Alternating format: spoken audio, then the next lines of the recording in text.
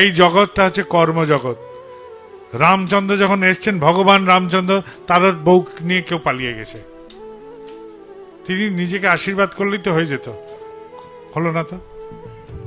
সেতু বন্ধন করতে হলো, অত কষ্ট করে পরিশ্রম করে সেতু বন্ধন করতে হলো, গিয়ে রাবণের সাথে যুদ্ধ করতে হলো। তিনি যদি ভগবানই হবেন তো তিনি নিজেকে আশীর্বাদ করলেন না কেন? বউ ফিরে আসো, রাবণ মরে যাও, সেতু বন্ধন হয়ে যাক, সবই তো নিজেকে আশীর্বাদ করতে পারতেন। তাহলে ভগবানেরও এখানে আশীর্বাদ কাজ হয় না, কারণ এটা কর্মজগৎ। এইখানে যে আসবে এই কর্মজগতে তাকে কর্ম করতেই হবে, আর তিনি কর্ম করেই দেখিয়েছেন। তিনি আমার হাতে পাখা ধরিয়ে দিয়ে বলবেন হাত নাড়া, আর আমি যদি পাখাটা ধরে থাকি তবে কি হাওয়া খাবো? এটাই হচ্ছে কথা। হাত না নড়ালে এই পাখার হাওয়াও খাওয়া যায় না। এই জগৎ এরকমই দস্তুর। আপনারা সবাই ভালো থাকবেন, কথাগুলোর মর্মার্থ উপলব্ধি করবেন। আর আজকে বাবাইদা এসছেন বলে একটা দীক্ষার অনুষ্ঠান হলো, আজকের দিনের জন্যই সামিল হয়ে শেষ করে দেবেন না। পথে ঘাটে সবসময় নিজেদের এই চর্চাগুলো চালান। আমি এইভাবে চলি, এইভাবে ভাবি।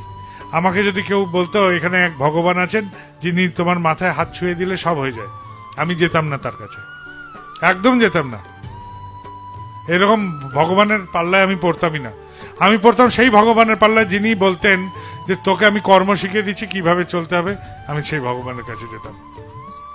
কেননা আমি যদি আজকে তোমার কাছে যাই, বললো যে এইটা হয়ে যাবে, হয়ে গেল, ওইটা হয়ে যাবে, হয়ে গেল, সেইটা হয়ে যাবে, হয়ে গেল, শেষে কি হবে? আমার চলার ক্ষমতাও হারিয়ে যাবে, আমার করার ক্ষমতাও হারিয়ে যাবে। স্বাভাবিকভাবে যদি আমি বিড়ি খাই, বিড়ির দেশটাই ধরাতে ভুলে যাব। ভগবান বিড়ি জ্বালিয়ে দাও, চাক জ্বলে গেল, দেশটাই নাড়াতে পারবো না, শেষে হাত পঙ্গু হয়ে যাবে। আর তিনি যেদিন দেহ রাখবেন, তিনি যেদিন আমাকে ছেড়ে চলে যাবেন, সেদিন আমি করব কি? তাহলে সেই ভগবানের দরকার নেই। আমার সেই ভগবানের দরকার যে ভগবান আমাকে কর্ম শিখিয়ে দেবেন, যে ভগবান আমাকে হাঁটা শিখিয়ে দেবেন, যে ভগবান কাদায় পড়লে কি করে উঠতে হয় সেই কায়দা শিখিয়ে দেবেন। আমাদের জীবনে এরকম ভগবান দরকার। কোনো বুজরুকের আশ্রয় যাবেন না, কোনো হাওয়াতে কিচ্ছু হবে না। একদম সত্য কথা বলছি, করাই পাওয়ার জননী, একদম সত্য কথা। কথাগুলোর মর্মার্থ উপলব্ধি করেন, ভাবেন, যদি মনে হয় যুক্তিপূর্ণ গ্রহণ করবেন, আর যদি মনে হয় না এই কথাগুলো অতটা যুক্তিপূর্ণ নয়, অযৌক্তিক, বর্জন করবেন। কোনো ব্যাপার নেই যে এটাকে গ্রহণ করেই চলতে হবে। আমি যা বোধ করি তাই আপনাদের কাছে জানালাম।